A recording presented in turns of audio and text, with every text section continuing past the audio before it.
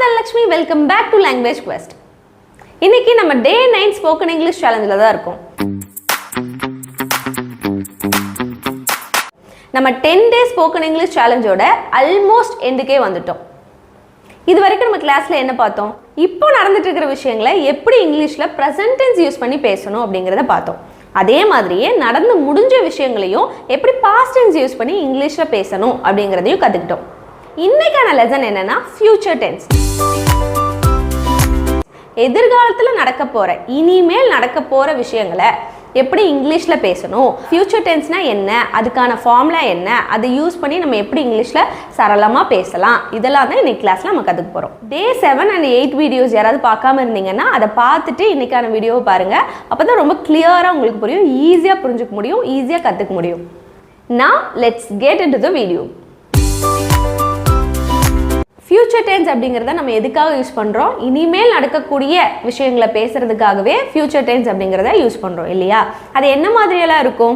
நான் நாளைக்கு பாடுவேன், நாளைக்கு நான் ஊருக்கு போகிறேன், நான் நாளைக்கு சாப்பிடுவேன், நாளைக்கு நான் எந்திரிப்பேன், இந்த மாதிரி இனிமேல் செய்யக்கூடிய விஷயங்களை பற்றி பேசுகிறதுக்காக தான் நம்ம ஃபியூச்சர் டென்ஸ் அப்படிங்கிறத யூஸ் பண்ணுறோம். சரி, ஃபியூச்சர் டென்ஸ் அப்படிங்கிறது எதிர்காலம், இனிமேல் நடக்கக்கூடிய விஷயங்களை பேசுகிறதுக்கு நான் தெரிஞ்சிச்சு.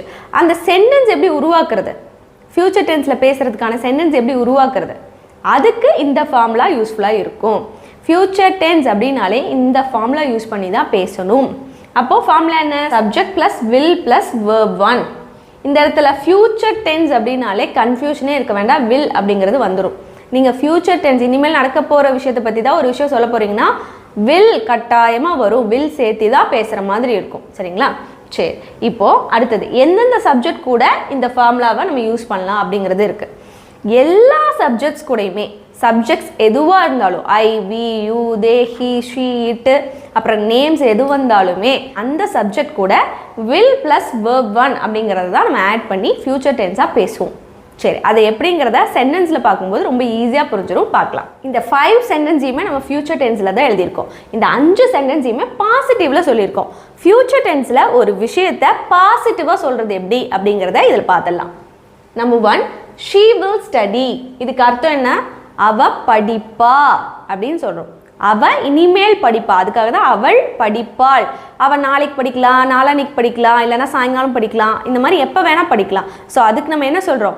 அவள் படிப்பாள் அப்படி சொல்கிறதுக்கு she will study, will அப்படிங்கிறத நம்ம ஆட் பண்ணியிருக்கிறோம். இப்போது ஷீங்கிறது என்ன? சப்ஜெக்ட் யூஸ் பண்ணியாச்சு. will வந்தாலே அது ஃபியூச்சர் டென்ஸ், எதிர்காலத்தை பற்றி பேசுகிறோம். அதுக்கப்புறம் நம்ம என்ன போட்டிருக்கோம்? verb 1 போட்டிருக்கோம். ஸ்டடிங்கிறது verb 1. அப்போ verb 2 என்ன? ஸ்டடிட். அதனால நம்ம ஸ்டடி அப்படிங்கிற verb 1 போட்டு she will study, அவ படிப்பாள் அப்படின்னு வந்து நம்ம சொல்கிறோம். அடுத்த சென்டென்ஸ் பாருங்க. It will rain tomorrow.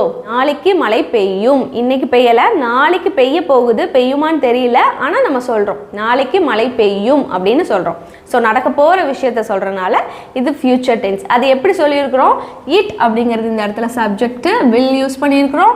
Rain அப்படிங்கிறது, ரெயின்ங்கிறது இந்த இடத்துல வேர்பாக வருது, verb 1 வருது. அப்போ verb 2 வந்து ரெயின்டு அப்படின்னு வரும். ஸோ verb 1 வந்து ரெயின் அப்படிங்கிறது வருது.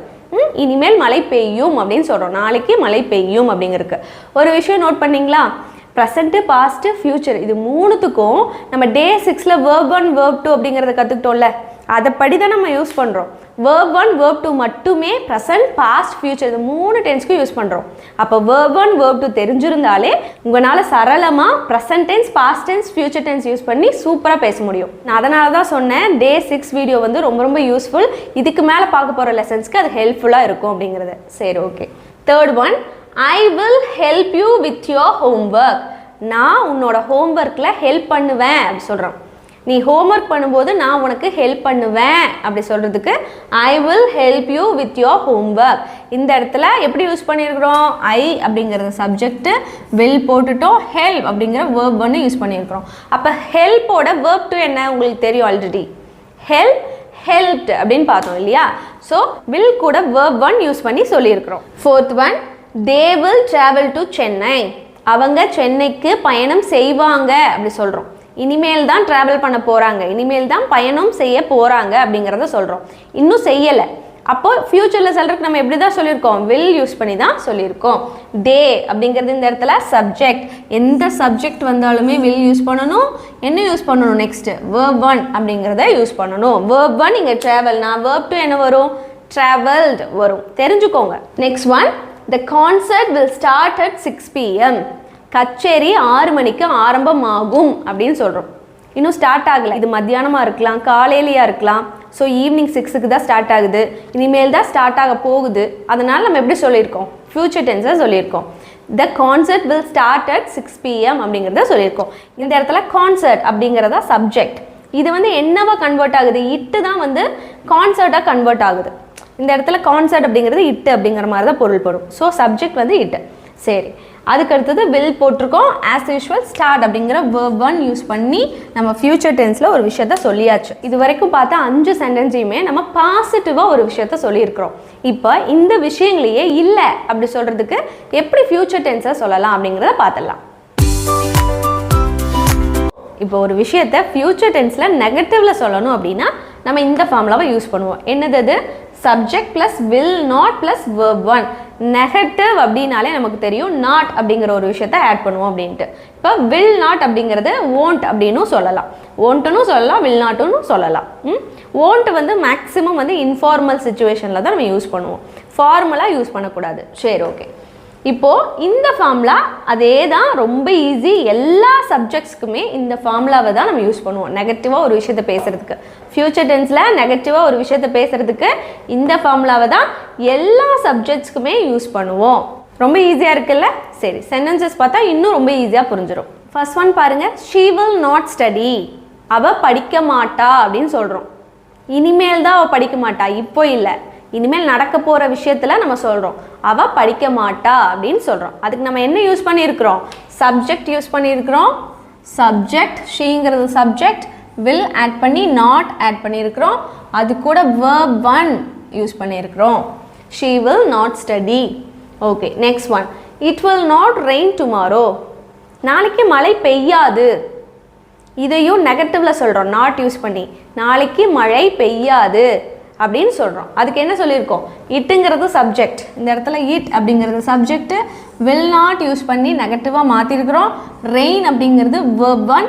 So it will not rain tomorrow அப்படின்னா மழை பெய்யாது அப்படின்னு அர்த்தம்.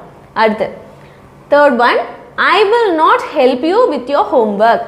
I will not help you with your homework. நான் உன்னோட ஹோம்ஒர்க்கு ஹெல்ப் பண்ண மாட்டேன்.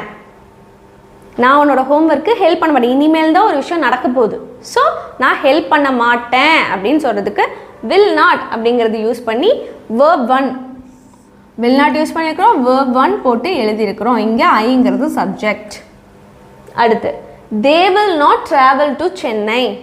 அவங்க சென்னைக்கு ட்ராவல் பண்ண மாட்டாங்க, அவங்க சென்னைக்கு பயணிக்க மாட்டாங்க அப்படின்னு சொல்கிறோம்.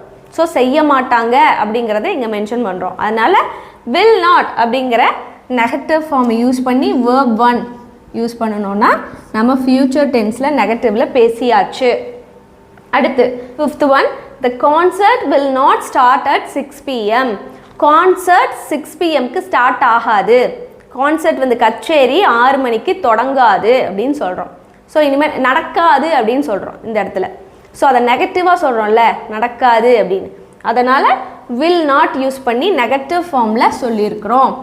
ஸ்டார்ட் அப்படிங்கிறது verb 1, இந்த இடத்துல கான்சர்ட் அப்படிங்கிறது தான் சப்ஜெக்ட். இப்போது எப்படி நம்ம ஃபியூச்சர் டென்ஸில் நெகட்டிவாக பேசுறது அப்படிங்கிறத பார்த்தோம்.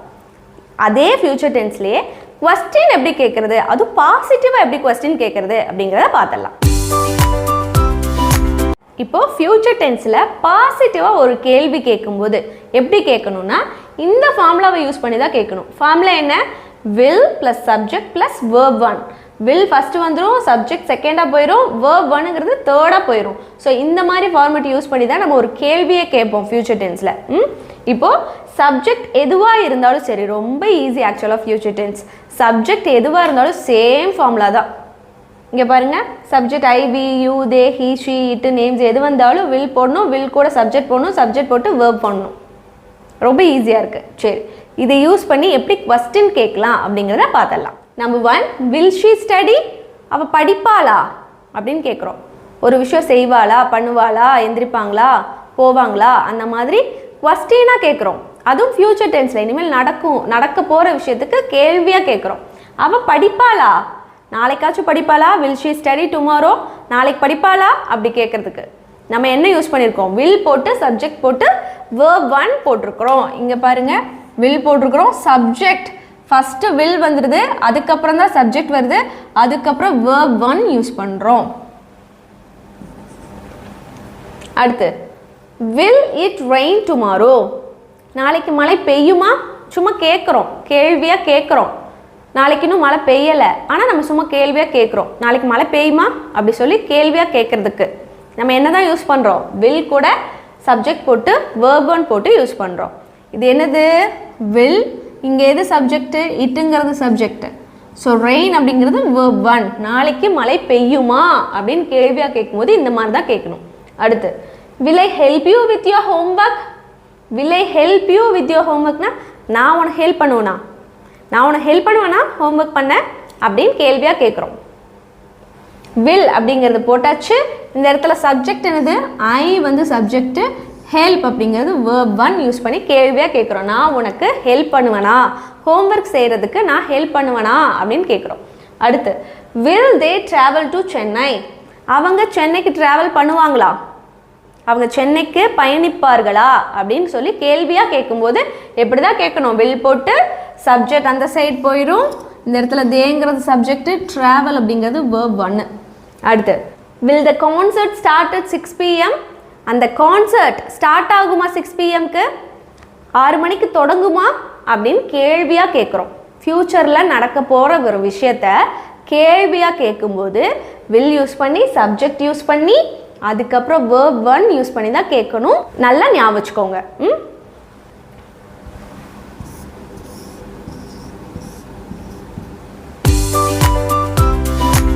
ஃப்யூச்சர் டென்ஸில் எப்படி நெகட்டிவாக கேள்வி கேட்குறது, நாட் யூஸ் பண்ணி கேள்வி கேட்குறது அப்படிங்கிறதுக்கு என்ன ஃபார்முலா யூஸ் பண்ணுவோம், won't plus subject plus verb 1 அப்படிங்கிற ஃபார்முலாவை தான் யூஸ் பண்ணுவோம்.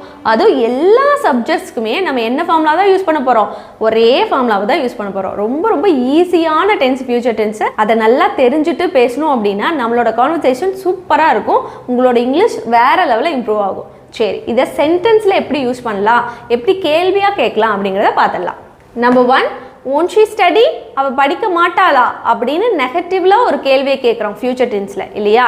இந்த இடத்துல won't போட்டிருக்கோம். ஏன் will not போடக்கூடாதான்னு கேட்டால் will not போடலாம், ஆனால் மேக்ஸிமம் வந்து கேள்வி கேட்கும்போது will not அப்படிங்கிறத யூஸ் பண்ண மாட்டோம், won't அப்படிங்கிறத யூஸ் பண்ணி தான் நெகட்டிவ்ல ஃப்யூச்சர் டென்ஸில் கேள்வியாக கேட்போம். இதோட மீனிங் என்ன சொன்னேன், அவள் படிக்க மாட்டாளா அப்படின்னு கேட்குறோம். நம்ம இதை பாசிட்டிவாக எப்படி கேள்வி கேட்டோம், will she study அப்படின்னு கேட்டோம், அவள் படிப்பாளா அப்படி கேட்டால் அது பாசிட்டிவ். அவள் படிக்க மாட்டாளா, செய்ய மாட்டாளா, பண்ண மாட்டாங்களா அப்படி சொல்லும்போது, மாட்டாங்களான்னு சொல்லும்போது அது நெகட்டிவாக மாறும். அது கூட நம்ம நாட் சேர்க்கும்போது will கூட நாட் போட்டனால தான் ஓன்ட்டா மாதிரி இருக்குது. ஸோ நாட் சேர்க்கும்போது ஆட்டோமேட்டிக்காக ஒரு கொஸ்டின் வந்து நெகட்டிவில் போயிடும். சரி, செகண்ட் கொஸ்டின் பாருங்கள், won't it rain tomorrow, நாளைக்கு மழை பெய்யாதா. நம்ம எப்படி பாசிட்டிவாக கேட்டோம், மழை பெய்யுமான்னு கேட்டோம். இப்போ எப்படி கேட்குறோம், நாளைக்கு மழை பெய்யாதா அப்படின்னு நெகட்டிவ்ல கேட்குறோம்.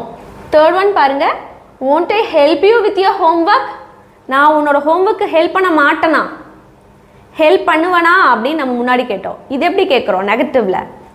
நான் உன்னோட ஹோம்ஒர்க்குக்கு ஹெல்ப் பண்ண மாட்டேனா அப்படின்னு சொல்லி கேள்வியாக நெகட்டிவ்ல கேட்குறோம் ஃப்யூச்சர் டென்ஸ்க்கு. அடுத்து won't they travel to Chennai, அவங்க சென்னைக்கு ட்ராவல் பண்ண மாட்டாங்களா. ஃபஸ்ட்டு எப்படி கேட்டோம், பாசிட்டிவாக ஒரு கொஸ்டின் கேட்கும்போது எப்படி கேட்டோம், அவங்க சென்னைக்கு ட்ராவல் பண்ணுவாங்களா அப்படின்னு கேட்டோம். இப்போ எப்படி கேட்குறோம், அவங்க சென்னைக்கு ட்ராவல் பண்ண மாட்டாங்களா அப்படின்னு. இன்னும் நடக்கலை இந்த விஷயம், இனிமேல் தான் நடக்க போகுது. ஃப்யூச்சரில் நடக்க போகிற ஒரு விஷயத்த கேள்வியாக நெகட்டிவில் கேட்குறோம். எப்படி கேட்குறோம், won't they travel to Chennai, அவங்க சென்னைக்கு ட்ராவல் பண்ண மாட்டாங்களா அப்படி சொல்லி கேட்குறோம். அடுத்து won't the concert start at 6 PM, அந்த கான்சர்ட் 6 PMக்கு ஸ்டார்ட் ஆகாதா அப்படி கேட்குறோம். ஃபஸ்ட் எப்படி கேட்டோம், ஸ்டார்ட் ஆகுமா அப்படின்னு கேட்டோம். இப்போ எப்படி கேட்குறோம், ஸ்டார்ட் ஆகாதா அப்படின்னு சொல்லி நெகட்டிவாக கேள்வியை கேட்குறோம். இன்றைக்கி ஃப்யூச்சர் டென்ஸை எப்படி யூஸ் பண்ணணுங்கிறத டீட்டெயிலாக பார்த்தோம். அதில் என்னென்னலாம் பார்த்தோம்? ஒரு விஷயத்தை நான் பண்ண போகிறேன் அப்படின்னா அது எப்படி சொல்லணும், ஒரு விஷயத்தை நான் பண்ண மாட்டேன் அப்படின்னா அது எப்படி சொல்லணும், ஒரு கேள்வியாக ஃப்யூச்சர் டென்ஸில் கேட்கும்போது பாசிட்டிவில் எப்படி கேட்கணும், அதையவே நெகட்டிவாக ஒரு கேள்வி எப்படி கேட்கணும், இது எல்லாமே நம்ம பார்த்தோம் இல்லையா? இதெல்லாம் நீங்கள் தொடர்ந்து ப்ராக்டிஸ் பண்ண பண்ண பண்ண உங்கள் இங்கிலீஷ் வேறு லெவலில் இம்ப்ரூவ் ஆகும். அதை நீங்களே பார்ப்பீங்க. இந்த பாசிட்டிவ் நோட்டோட நான் டே 10ல் பார்க்குறேன். Until then take a bye.